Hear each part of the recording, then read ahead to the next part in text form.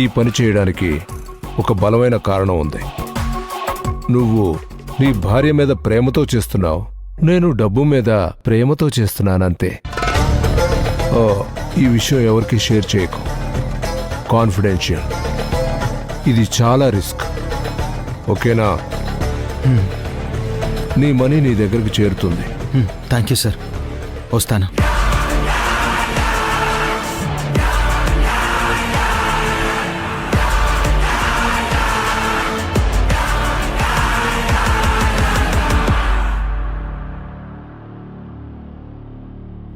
Hello, ఎవరు మీరు?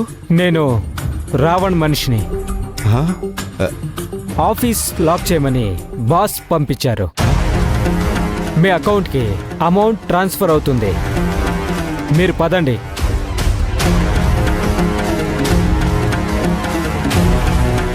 Late అవుతుంది, పద.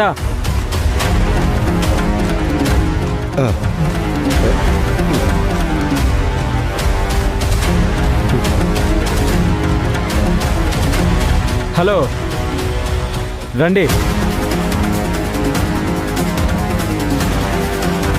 పదండి.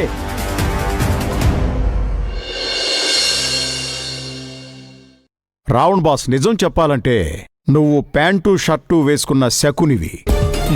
చివరికి నువ్వు అనుకున్న పనిని ప్రశాంతంగా చేసి చూపిస్తున్నావు. సింహాద్రిని, కిషన్ లాల్ని దెబ్బకొట్టి వాళ్ళిద్దరినీ దూరం చేశావు.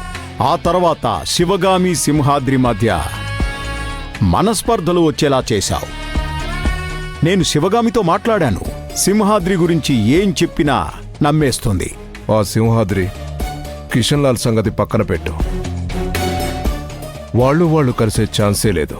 కానీ సింహాద్రి, శివగామిల గురించి మనం జాగ్రత్తగా ఉండాలి.